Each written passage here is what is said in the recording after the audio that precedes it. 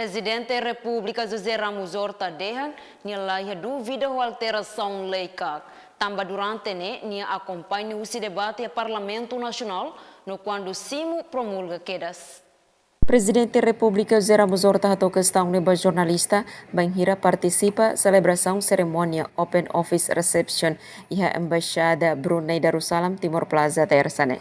Horta dehan alteração ne los no diagdoni, tambah eleição ba comissário CAC beledet ho maioria simples, tambah samak tengki maioria mai be ihatan komplikação.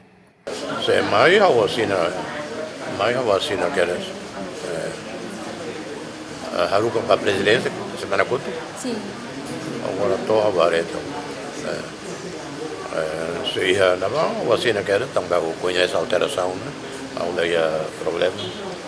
Simo, a vacina queres, também acompanham desde debates sobre fulano que nelaram, agora alteração de los diagnósticos, também eleição da comissário CAC, bele deito a maioria simples, também que tem que maioria a complicação e depois então. Finalismos Parlamento Nasional declarou na katak alteração lei CAC submeteona ba iha mesa Presidente da República ho dihetam promulgação ho si Estado. Emerenciana Pinto, STL News.